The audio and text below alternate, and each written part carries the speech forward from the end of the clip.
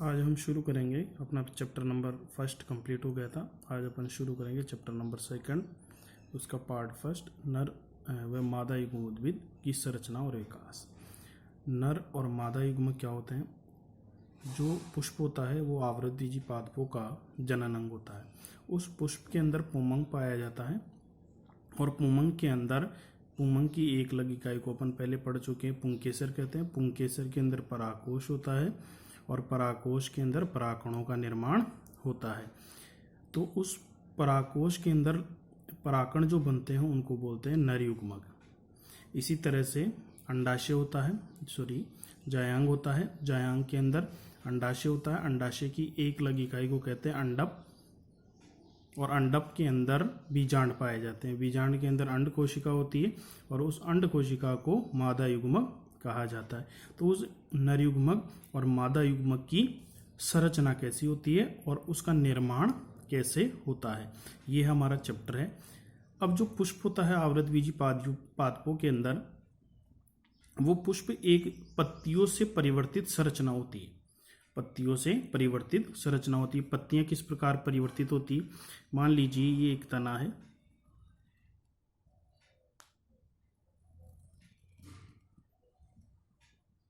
ये एक तना है। इस तने के ऊपर ये पर्व संधि है। इस पर्व संधि पर ये पत्तियां लगी हुई हैं। ये दूसरी पर्व संधि, ये तीसरी पर्व संधि, ये चौथी पर्व संधि। तो ये चार पर्व संधियों पर विभिन्न पत्तियां लगी होती हैं। तो ये जो पत्तियों के बीच का जो भाग होता है, बीच का जो पर्व संधि है, उस पर्व संधि के बीच का जो भाग होता है उसे बोलते हैं ये पर्व संधि, जहाँ पर पत्ती लगी होती है। दो पर्व संधियों के बीच का भाग जो होता है उसे पर्व कहते हैं। अब जब ये जो तना होता है ये पुष्प में परिवर्तित होता है, तो जो दो पर्व संधियों का बीच का स्थान है जिसे अपन पर्व कहते हैं, ये पर्व जो होता है वो कंप्रेस हो जाता है।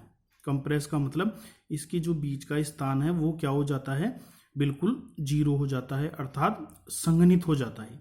संघनित होने से चारों पत्तियों के बीच का जो गैप होगा वो कम हो जाएगा और चारों बिल्कुल पास पास आ जाएंगी। पास पास आने से ये एक पुष्प में परिवर्तित हो जाएंगी। पहली जो पत्ती होगी वो बाह्य दल में बदल जाएगी। पहली जो पत्ती होगी वो बाह्य दल में बदल जाएगी, जो कि सामान्यतः हरे रंग का रहता है। दूसरी जो पत्ती होगी वो दल में परिवर्तित होती है। तीसरी जो पत्ती होती है वो पुमंग, और चौथी जो पत्ती होती है वो जायांग में परिवर्तित हो जाती है। अतः हम कह सकते हैं कि जो संपूर्ण पुष्प होता है वो एक पत्तियों का परिवर्तित रूप होता है। पत्तियां अपने आप को रूपांतरित करती है और रूपांतरित होकर पुष्प का निर्माण करती है।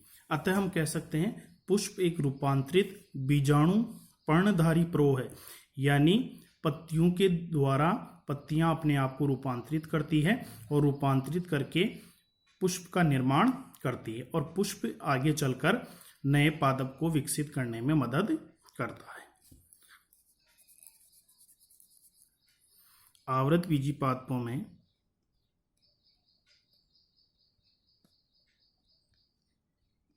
आवृतबीजी पादपों में पुष्प जनन अंग के रूप में पाया जाता है।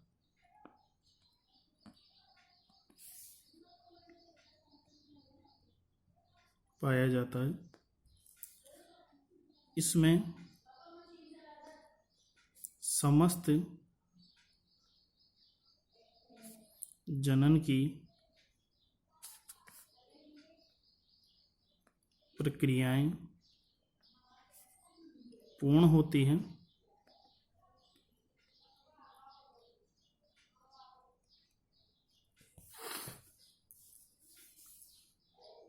जब तने के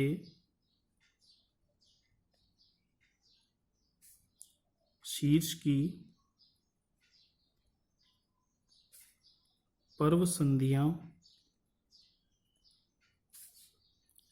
अत्यधिक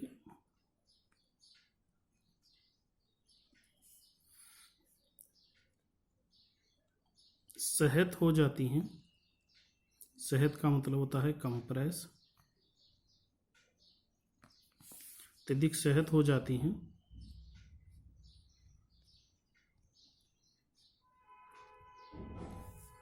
तो पत्तियां पुष्प में परिवर्तित हो जाती।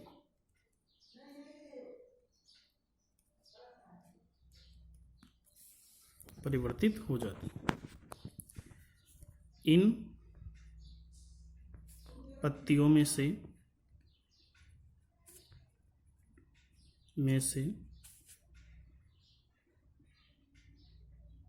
कुछ बंधे का मतलब हो गया जो जनन में भाग नहीं लेती, तथा कुछ उर्वर का मतलब फर्टाइल, जो जनन में भाग लेती।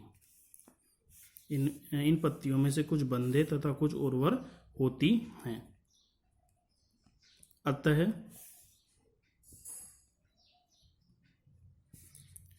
पुष्प एक रूपांतरित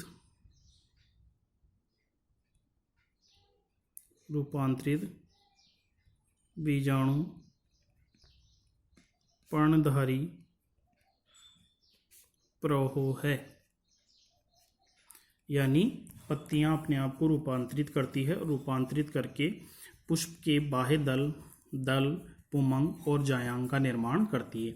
इनके बीच का जो स्थान है वो कंप्रेस हो जाता है। कंप्रेस होकर ये अपने आप को परिवर्तित करती हैं और परिवर्तित करके पुष्प का निर्माण करती है। सबसे नीचे वाली जो पत्तियां होंगी वो बाह्य दल का निर्माण करेंगी, उससे ऊपर वाली दल, उससे ऊपर वाली पुमंग और उससे ऊपर वाली जायांग, और ये भाग कंप्रेसित होकर पुष्प का निर्माण करता है। और आवृत बीजी पादपों का जनन अंग जो होता है उसे अपन क्या कहते हैं? पुष्प कहते हैं। टॉपिक नंबर 2,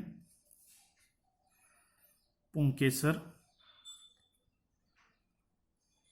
की संरचना।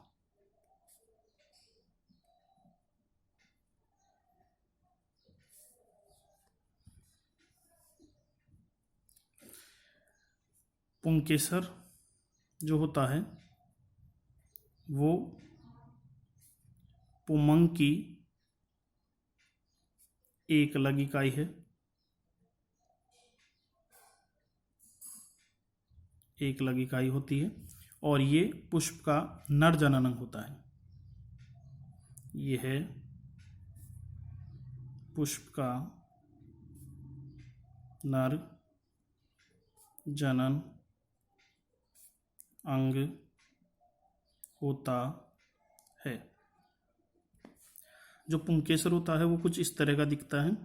पुंकेसर के सामान्यतः 3 भाग होते हैं। पहला भाग जिसको अपन कहते हैं परागकोश,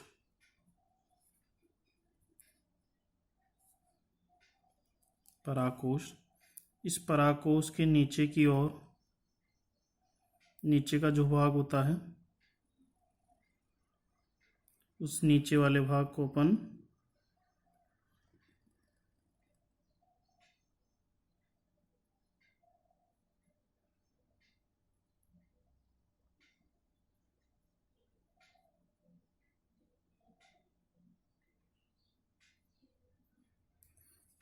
इसको कहते हैं पूतंतु, और ये जो बीच में लाइन दिख रही है इसको कहते हैं योजी। पूतंतु थर्ड पॉइंट,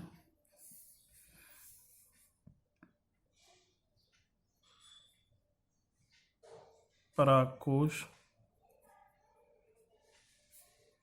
योजी, पूतंतु, पुंकेसर के भाग होते हैं।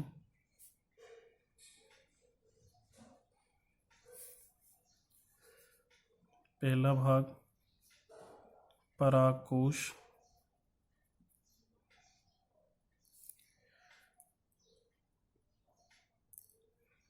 इसमें दो पालियां पाई जाती हैं।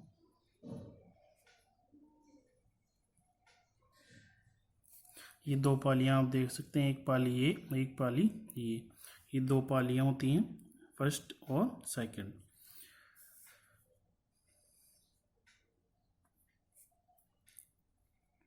दोनों पालियां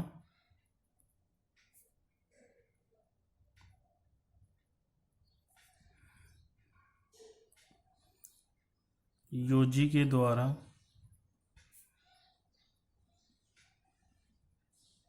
जुड़ी होती हैं।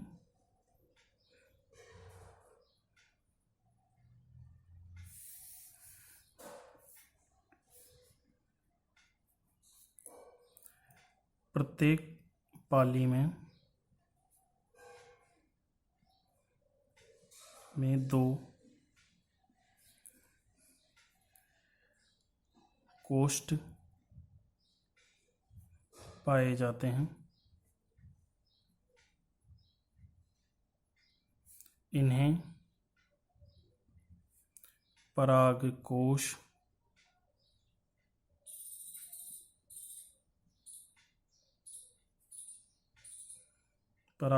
या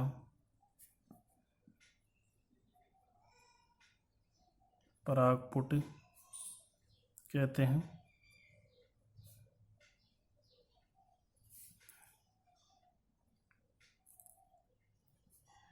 परागकोश में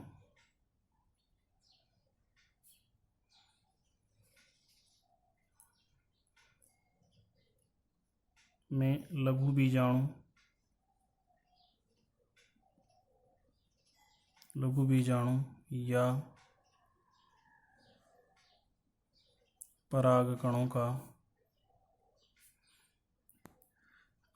का निर्माण होता है।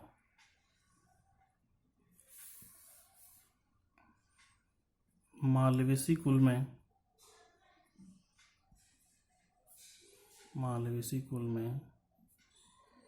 परागकोश में एक पाली पाई जाती है।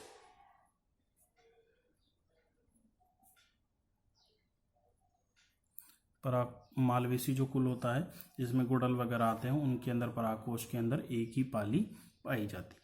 अतः हम कह सकते हैं कि जो एक पुंकेसर होता है